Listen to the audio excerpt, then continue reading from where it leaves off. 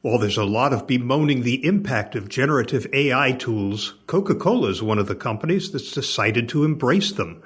We'll tell you about the contest they've launched and how some other brands are jumping on the AI bandwagon in this short midweek episode of For Immediate Release. Another fine podcast from the FIR Podcast Network.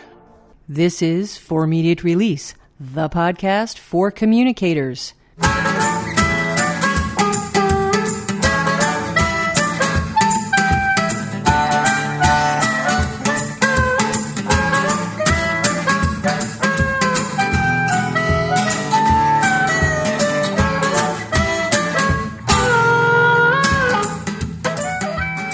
Hi, everybody, and welcome to episode number 325 of For Immediate Release. I'm Shel Holtz. And I'm Neville Hobson.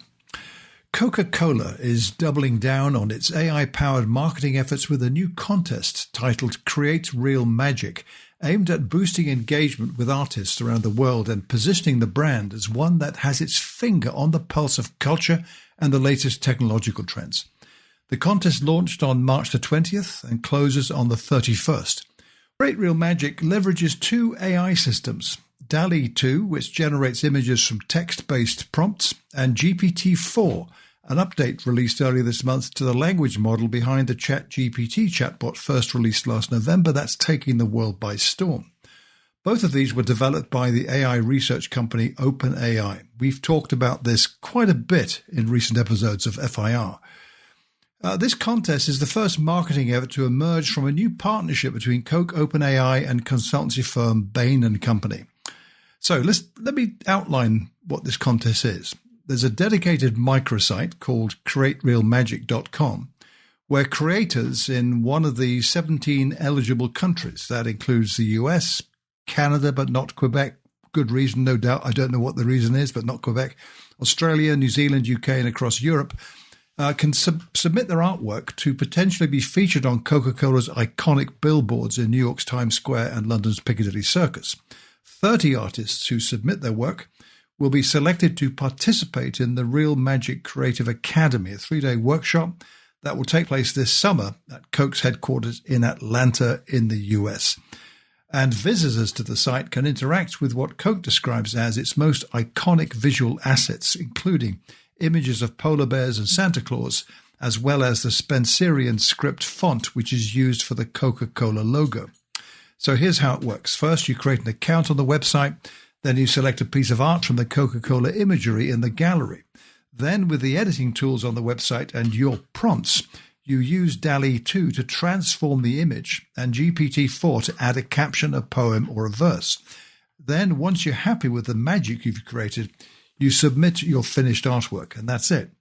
What I get from this is that anyone can do this. You don't have to be an artist. If you've got imagination and you think you can create something, you use these tools to make your creation and submit it. It's that simple.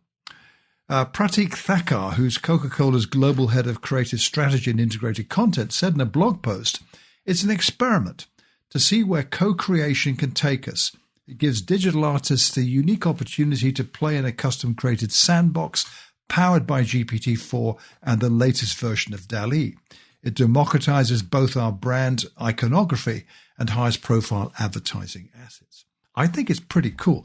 And indeed, that philosophy that Pratik Thakkar outlines about experimentation to see where it can take them reminds me of our time at Crayon Shell, which we founded in Second Life in 2006 with Joseph Jaffe. We worked with Coke the following year, helping them experiment with a contest in Second Life called Virtual Thirst, a competition to design a new generation of Coke vending machines. But it was actually about imagining a device that would dispense experiences, not metal cans or plastic bottles. Those experiences would happen in Second Life. You remember that? Of course I remember that. We asked people to design a virtual vending machine that would, quote, fulfill virtual wishes. And this was back in 2007, so definitely ahead of its time. I remember Michael Donnelly, who was the Coke executive we were working with on this, told publications that were interviewed about it that this is where people were going and they wanted to fish where the people were. And that turned out to be somewhat true. I mean, it was a well-covered campaign, and I think there were a lot of entries, and the virtual vending machine they ended up creating, which is probably still there, was great. But Second Life didn't take off the way a lot of people hoped it would. The metaverse may provide additional future opportunities. But yeah, I am really pleased with the campaign using DALL-E 2 and ChatGPT 4. I think, first of all, using both of them is a really smart approach. Use one to generate the art and one to generate the narrative to accompany the art. And I know that there are probably people thinking that this is going to allow people who are not artists to step into the space that artists occupy, and maybe that's not fair, but I think there are a lot of people who have visions, who have these ideas for art, but they don't have the skill to produce it, and now there's a tool where they can. And I think that's great. People can bring their visions to life and enter a contest that once upon a time was only for people who had those skills to work with the palette and the canvas and the paint. That's one of the things I think that's part of their approach to experimenting, which is to widen this out to enable anyone who's got some kind of closeness in their minds to Coca-Cola, the brand, who see this as an opportunity to acquaint themselves more with this technology that enables you to be creative. I mean, the whole idea, I've taken a look at the website. They've got an extensive gallery of imaging, all related to the brand, but it's not all the brand. It's stuff that you imagine you can create something more with.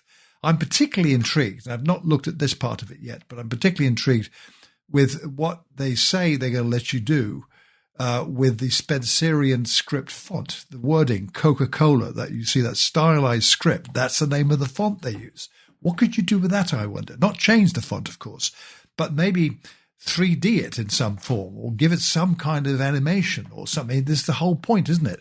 So they're looking at engaging with people who are consumers of Coke or some kind of feeling about the brand that aren't artists necessarily. It's that wide open. Anyone could do this if you use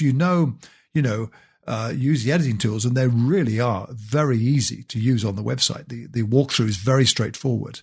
And then the prompts, boy, the opportunities there are phenomenal. I think it will excite a lot of people. It's really that good, I think. Yeah, and of course, Coca-Cola is not the only company that's using these tools for marketing purposes. Nestle has a yogurt brand, and they have used the outpainting capability of DALL-E 2. This is one where you can take an existing painting and imagine what the surrounding environment looks like. And they did one of Vermeer's painting The Milkmaid, which is fitting, according to one article I read, because that brand shares a name with the artwork in French. So they expanded that and have been using that in promotion. And Heinz imagined all kinds of different ketchup bottles using one of the, I can't remember which one, but one of the AI generative art tools. And, a lot of organizations are looking at how they can take advantage of this. And Coca-Cola isn't stopping here. They're using it internally for a variety of different experiments, according to their global chief marketing officer in the Fast Company article that you shared. Mm-hmm. Yeah, it's quite intriguing. So they're looking way beyond this, which I remember. This is what they were doing with what we were working with them on in Second Life, though. It's 15 plus years ago now. But it was that experiment. What could they learn from that actually leverages what they are doing with the brand in other areas? This is what they're saying they're doing with this. So that kind of spirit of how they're doing this is pretty strong at Coke. It's also not the only thing Coke's doing with AI. I came across something earlier in March about that was actually a video called Masterpiece that literally takes you on a tour of some of the world's most famous paintings and sculptures, old masters, contemporary artists and creators all over the world, from European ones, obviously, American, Warhol's in there, Japan, even some really brand new artists in parts of Africa. And it follows a journey of a Coca-Cola bottle from one painting to the next as it makes its way to a thirsty student who needs some inspiration. And it truly is, I think, an outstanding example of live action video, digital effects, and the artificial intelligence that was employed to create the complex transitions. And by that, I mean, every time one of the paintings kind of comes alive and grasps the bottle and passes it on like a baton race to the next painting that's in a totally different style, the bottle changes to be part of the style of the painting. So you have to see it to truly appreciate that. It's very well done. It's a 2-minute video. And it's only one part of their plan for this particular thing, which includes 3D billboards and digital collectibles. They don't call them NFTs; they call them digital collectibles. That's smart. Right. And this is, to me, interesting because you then realize that this phrase, real magic, appears here too. So it's part of a wider real magic messaging framework that Coke launched in 2021. So it's a couple of years ago they launched that framework. These are the latest kind of elements to it.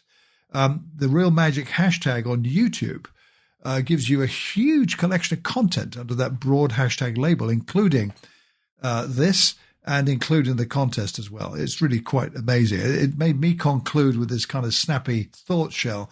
Looks like there's magic in the AI for Coca-Cola, right? I mean, I think it's truly a good example of what they're doing. That's worth paying attention to, along with the other ones you hinted at. Yes, other brands are trying out things and everyone's experimenting, which is how, in my view, it's the best way of approaching what many see as a threat from AI to traditional ways of doing things, and that we're all going to be out of a job in an instant. This is showing how you can embrace this and use it to your advantage and make something of it, so it then becomes part of your marketing mix. That we've talked about some months ago now in an episode where we looked at what advertising agencies are doing with AI in terms of developing, using it as a research tool, for instance, in the case of chatbots. This is actually taking it into the whole creative process. It really is fascinating. Yeah, and we're going to see a lot of that. In fact, I was reading about Genius Brands is launching its first AI animated series. I think it started this month, actually, and the scripts are being written by ChatGPT. This thing is called Kidiverse Fast Facts, so keep an eye out for that and see how that works out. And in fact, I even saw the episode of South Park where they poked fun at ChatGPT, even though they said half the script was written by ChatGPT. So, of course, everyone's jumping on that bandwagon. And that'll be a 30 for this episode of For Immediate Release.